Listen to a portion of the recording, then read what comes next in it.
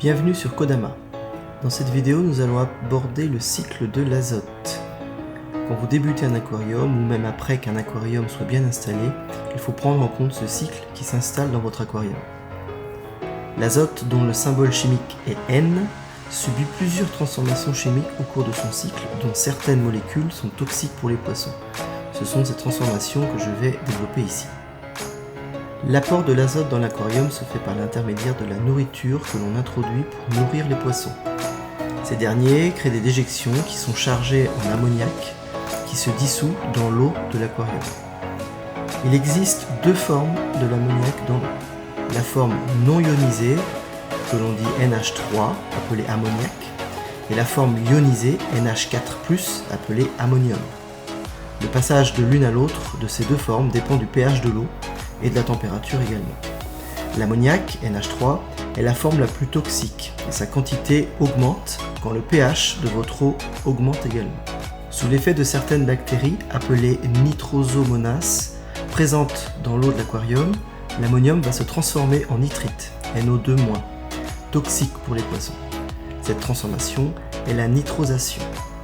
Au fur et à mesure que les nitrites se forment par les bactéries nitrosomonas, d'autres bactéries, les nitrobactères et nitrospira, vont consommer ces nitrites et les transformer en nitrates, NO3-, beaucoup moins toxiques. Cette transformation s'appelle la nitratation.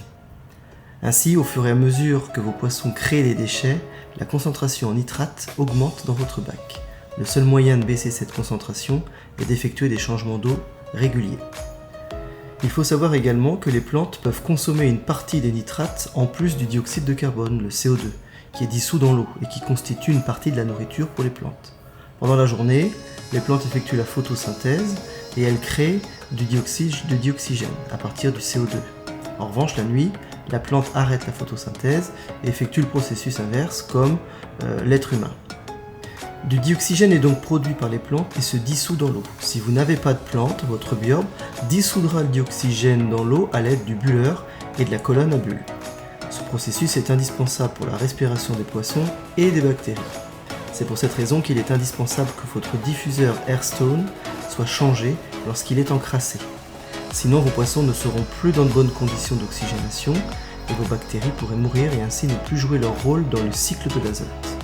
On a donc finalisé le cycle de l'azote, l'objectif étant que le taux de nitrate dans votre bac évolue dans une plage de valeur acceptable par les poissons et les autres animaux comme par exemple des crevettes. Un cycle dure environ 28 jours. Donc dans votre aquarium biorbe, l'eau propre est rejetée vers le haut dans le tube à bulles au centre de votre bac. En brisant la surface de l'eau, il maintient les gaz en équilibre avec l'air au-dessus de la surface de l'eau. C'est pour cette raison qu'il ne faut pas mettre de l'eau jusqu'en haut de votre bac, mais laisser un petit volume d'air au-dessus. Ensuite, il y a un circuit de l'eau du haut vers le bas, ce qui ramène les déchets des poissons tout en bas de l'aquarium, et cela ramène également l'eau fraîchement oxygénée à l'endroit où vivent les bactéries, c'est-à-dire dans les roches ou les billes céramiques, et également dans la cartouche éponge. Les déchets arrivent donc dans les billes de céramique et sont en partie mangés par les bactéries qui sont à l'intérieur, ce qui enlève une partie des toxines. Les déchets restants sont piégés dans la cartouche éponge, l'eau continue ensuite son chemin à travers la partie inférieure de votre cartouche filtrante et passe dans les granulés.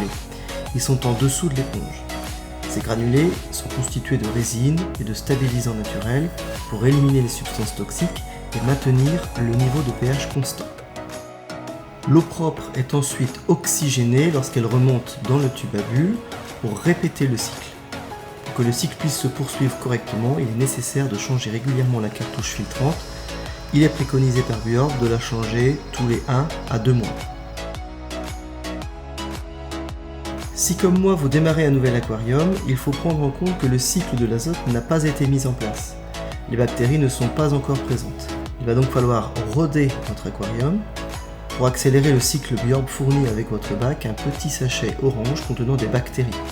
Pour ma part, j'ai aussi acheté un flacon de Boost Bacteria de la marque Oaz. J'ai donc ajouté ce produit à raison de 7 ml une fois par semaine, et ceci pendant 3 semaines. Il faut savoir que la montée de nitrite se produit généralement durant la 3e semaine et redescend par la suite pour s'approcher d'un taux nul. C'est pour cette raison qu'il ne faut pas se précipiter à mettre les poissons dans un premier temps. Ces derniers pourraient mourir dans une eau qui est toxique pour eux. Il est donc préférable d'attendre 4 semaines avant d'introduire les premiers poissons. De plus, il faut les introduire petit à petit et attendre plusieurs semaines avant de rajouter un autre poisson. On peut considérer le temps d'un nouveau cycle, soit à peu près 28 jours. J'espère que cette vidéo vous aura permis de comprendre un peu mieux ce cycle de l'azote et vous permettra d'installer votre aquarium dans de bonnes conditions. Je vous remercie d'avoir visionné cette vidéo et si vous l'avez appréciée, ça fait toujours plaisir de recevoir un like. A bientôt sur Kodama.